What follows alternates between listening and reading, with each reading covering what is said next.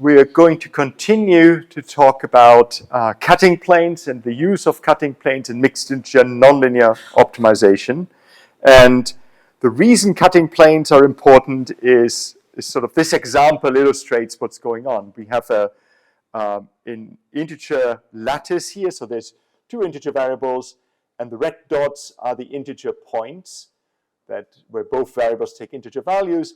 And then if you have some linear constraints that gives you this feasible set here, then the concern is that if you minimized a linear function over this feasible set, you might end up at a vertex over here, and you're very far away from any of the integer points that are actually the solution.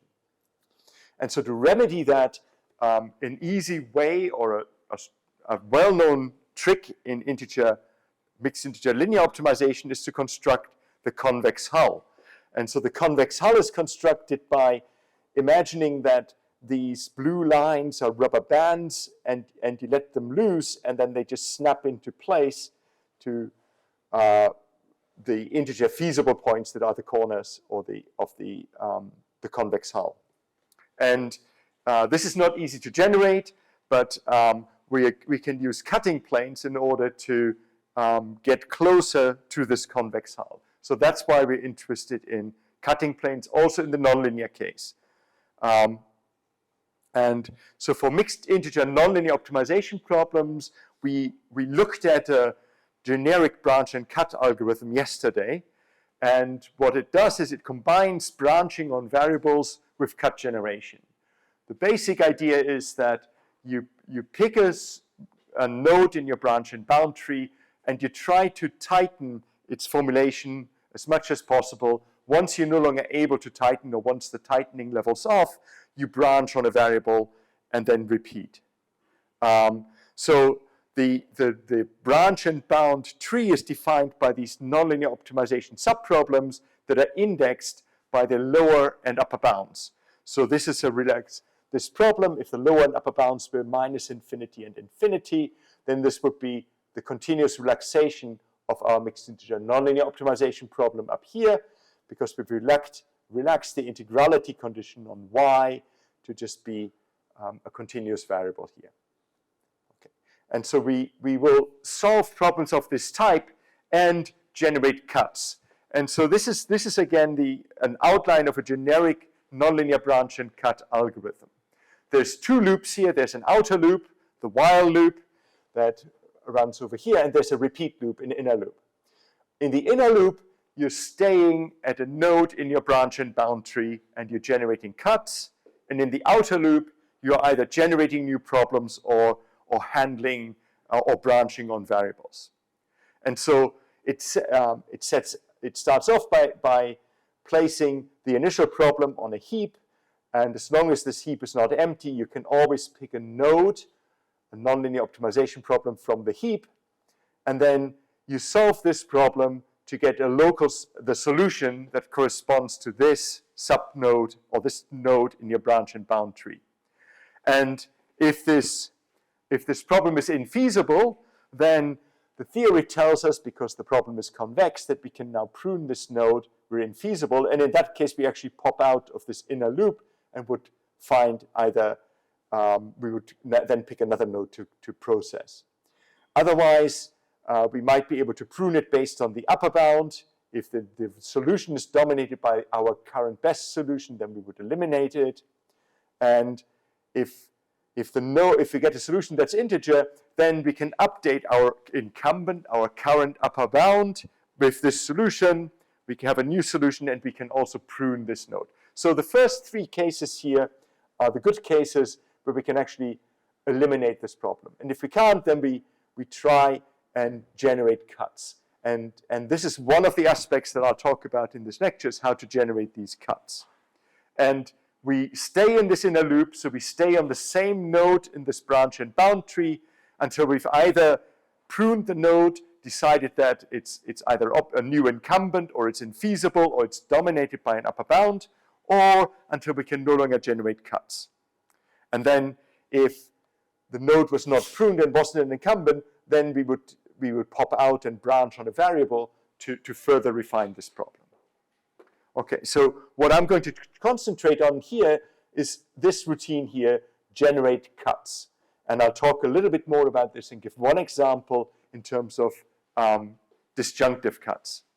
So the idea of this routine is to generate valid cuts that cut off a current non-integer solution.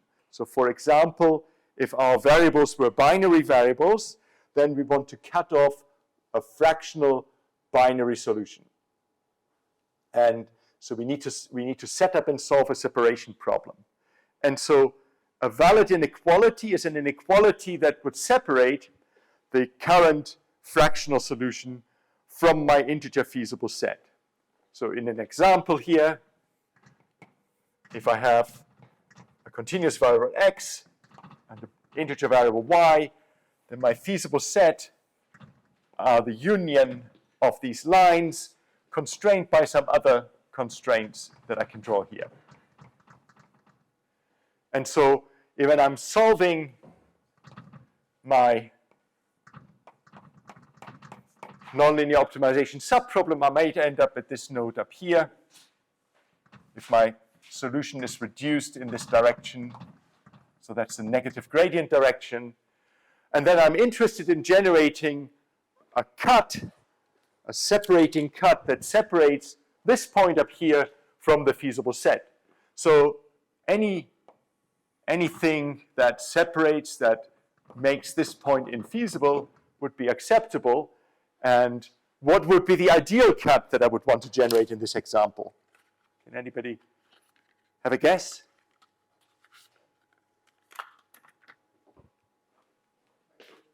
The line, yeah, this would be, if I can do this,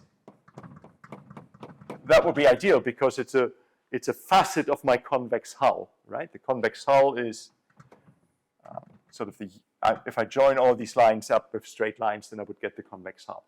Okay. And so formally, what we want this cut to do is going to be a linear inequality or a cut. So we call this pi transposed x, y less than or equal to pi 0. So that would be our cut here. So here,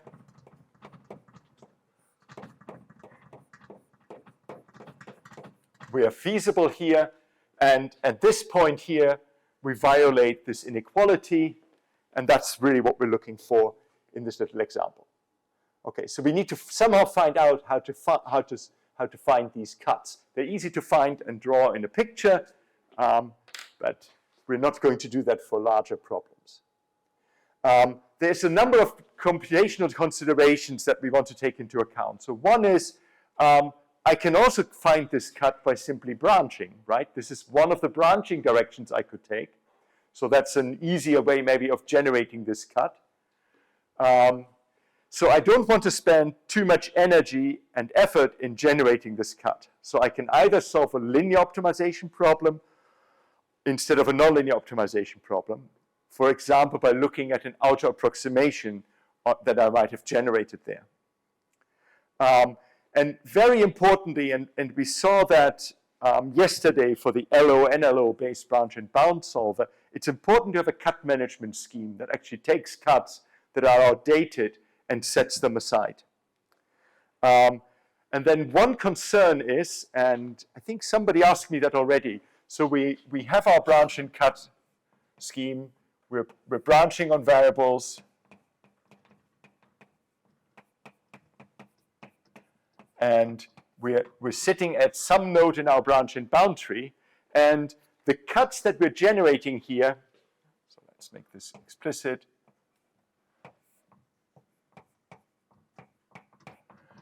the cuts that we're generating at this node here, they already include two inequalities that we've added. But these two inequalities are not valid throughout the rest of the tree. So any cut that we add here assumes that y1 is greater or equal to 4 and y2 is less than or equal to 1. So we need to talk about how we can make sure that the cuts that we generate here can also be valid in other parts of the branch and bound tree.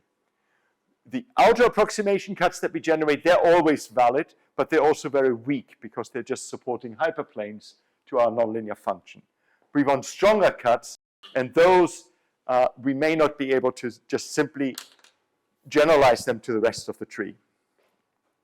So back in 1999, there were a couple of people who worked on generating these cuts only at the root node. So that makes it a lot easier. If you only generate cuts at the root node, then you know they're valid in the whole tree, because cuts are valid only below the node that you're working on at the moment.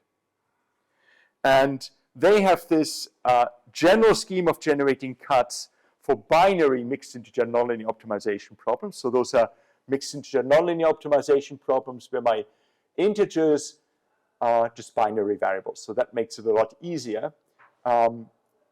It may be possible to generalize this to integers, but we're not going to do this here.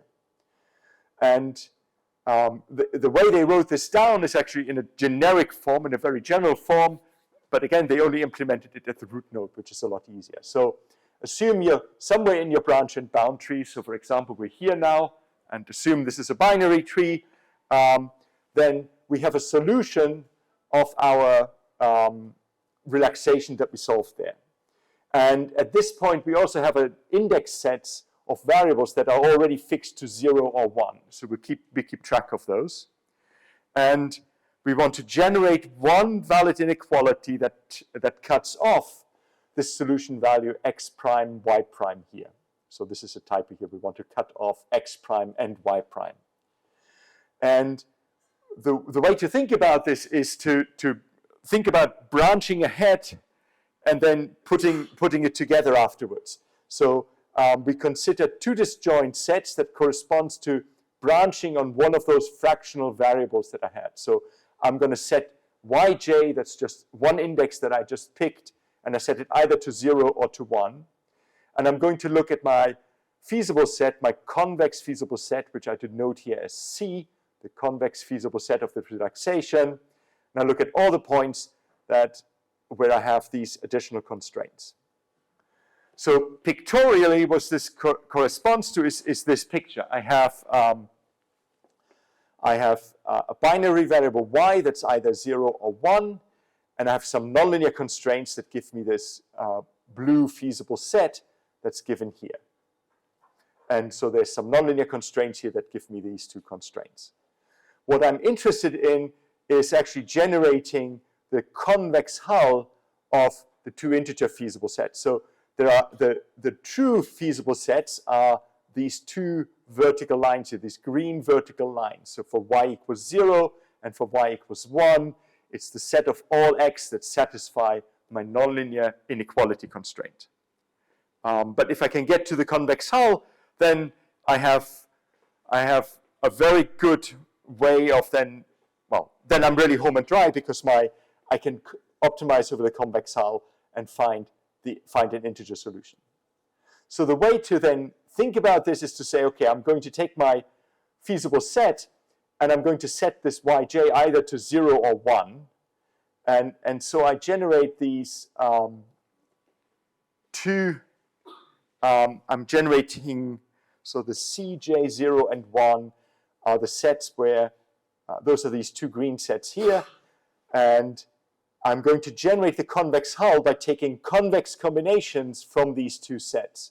So let's look at this mj a little bit. Mj of C I claim is the convex hull of cj0 and cj1. So I'm going to draw another picture over here because I think that's useful.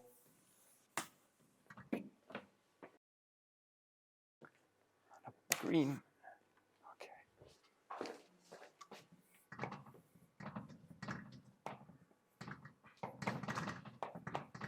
So I have two integer feasible sets, and I'm looking at the union of these two integer feasible sets. And so the question then, and one of them is called C0 and the other one is called C1. And so what I'm going to do is I'm going to pick a point U0 in the first set and another point U1 in the second set. And then I'm going to form a convex combination of or I look at all the convex combinations of these 2 points. So the point Z that lies here is a convex combination of U0 and U1, which were taken out of this integer, out of these subsets of feasible sets. And if I look at the projection of this, then I sort of can find the convex hull. Now there's one issue with this formulation, and that is that unfortunately this is non-convex, because I have the multiplication with these I have these bilinear terms here. So I pick a U0, I pick a U1, and then I pick lambda 1 and lambda 0 and lambda 2, and I get these bilinear terms. So if I wanted to somehow optimize over this or solve a separation problem, then that would not be possible, or it would be very hard. I would have to solve a non-convex optimization problem. So what I'm interested in next is I have a point here, and I want to separate this point and ideally generate this separating hyperplane. So that's what I'm working towards, and that's my fractional solution that I want to separate. But we can't use this approach by using convex combinations, so we need to have a different approach. And luckily, this is where the perspective comes in.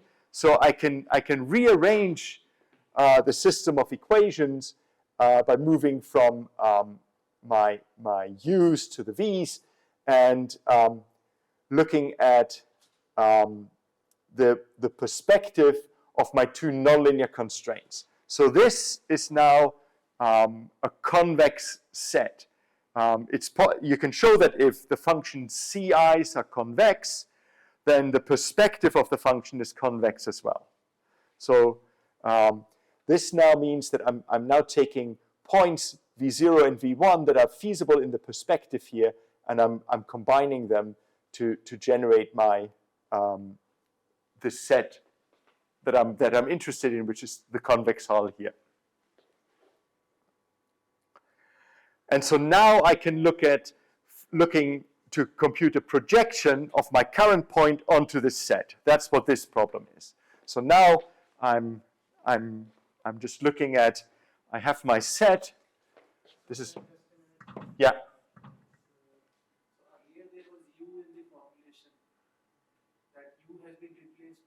V, yeah.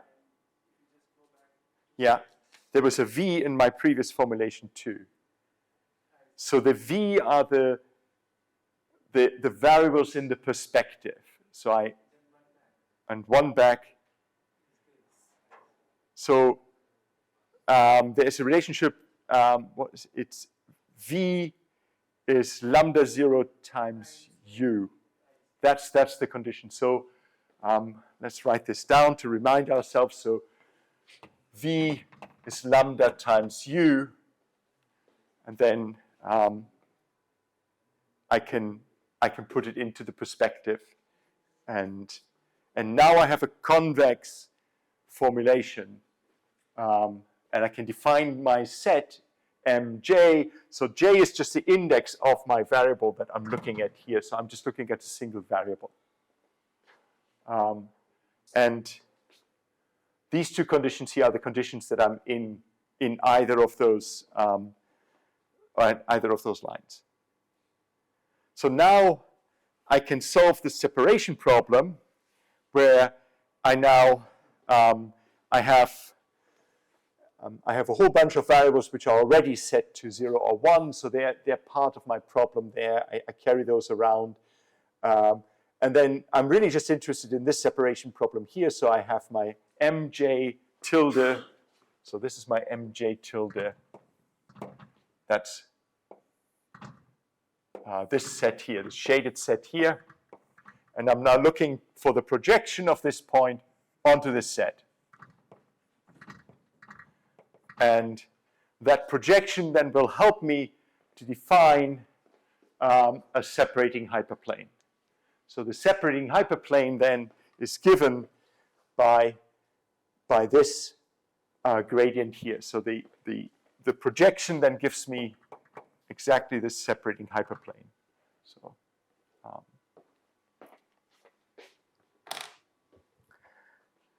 okay, so this is still a nonlinear optimization problem, though, that you have to solve, because it's hidden away somewhat in the mj of c, but if this mj of c is still even though it's a convex, nonlinear optimization problem that you need to solve.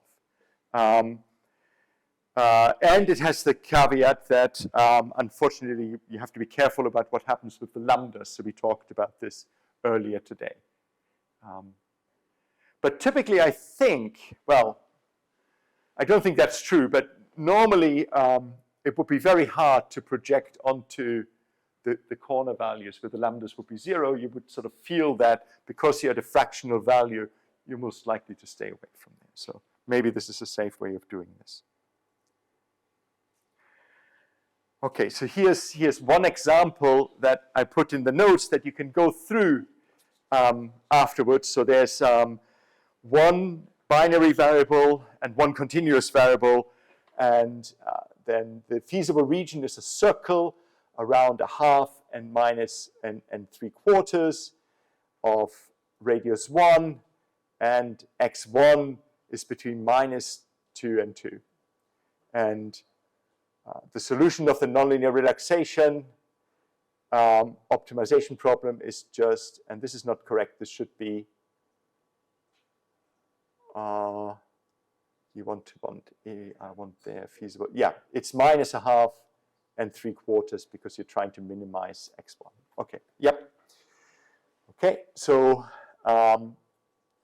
so now we want to generate a separating hyperplane on x2, which takes a fractional value here, 3/4, right? You can see that this is the solution, right? Because we're minimizing x1. X2 has not much to do with x1. We make x1 as small as possible, so -1/2 would go to the boundary of the circle, and that's feasible in all the other constraints, and then we can set x2 to 3/4. Okay, and so the two sets that we then generate, they now simplify, because I can now simplify my equation here and just work out what the constraints are on x1. So I just reformulate my quadratic constraint, and I rewrite my constraints as just simple bounds in terms of this inequality here. And then the cut that you generate is given down here, and you can, if you draw a picture, that should be, I don't think I want to do this here off the cuff, but if you draw a picture, that should be a facet of the convex hull of the integer feasible set. And there is a picture here, but so one of the things that I said earlier was that the cuts are only valid in the subtree that's rooted at the node at which you're generating the cuts. And so potentially you're spending a lot of work generating a cut that's really only valid for a relatively small number of nodes. Ideally, you want to translate these cuts to other nodes.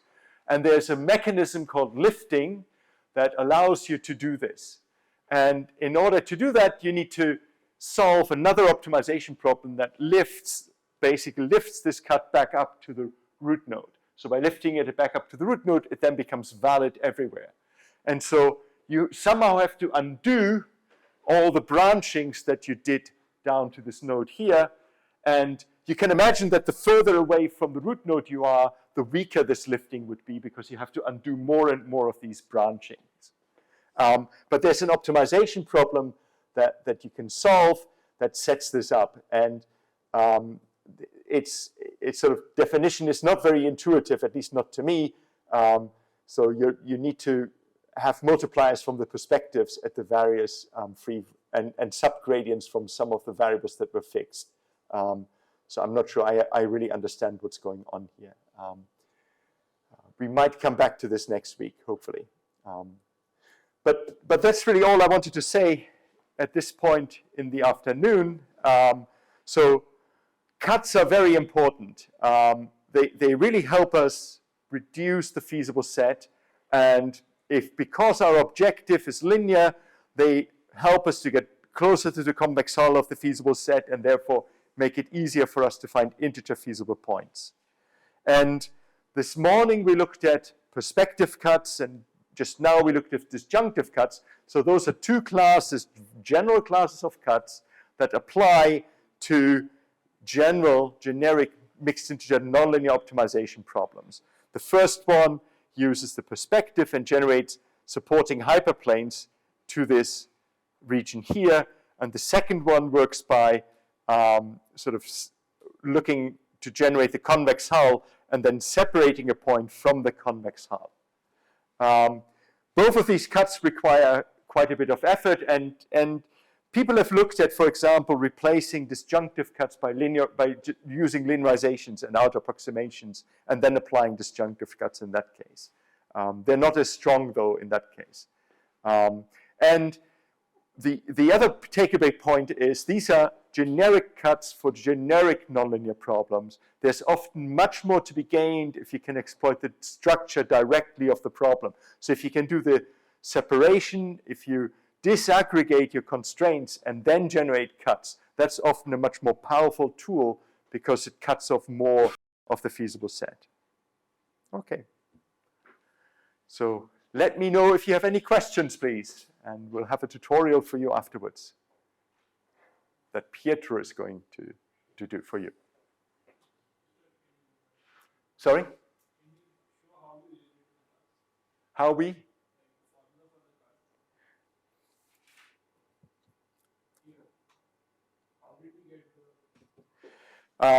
So we solve that problem, and we need the optimal dual solution to this problem.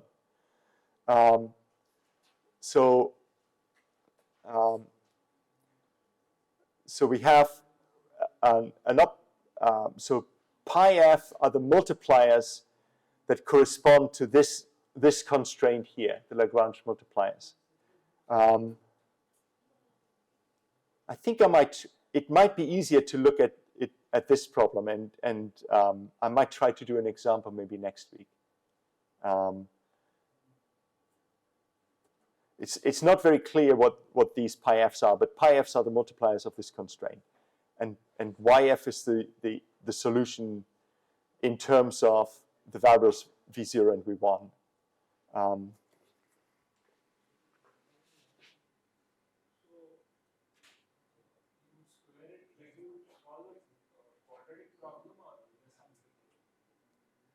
Do we solve this as a quadratic problem?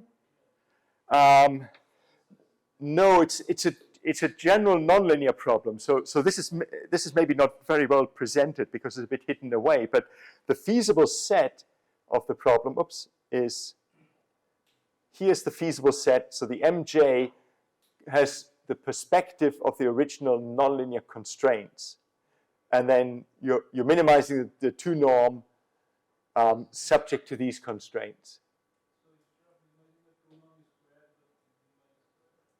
Sorry? Yeah. Yeah. Yeah, you can make you can do that. That's okay. Yeah. But you still have all the nonlinear constraints. Yeah. And in the perspective form, which has its own difficulties. Yeah. So this might be an easier example to work through because you can sort of see, you can draw the picture here.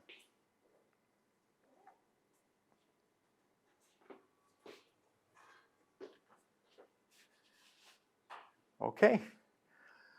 Thank you.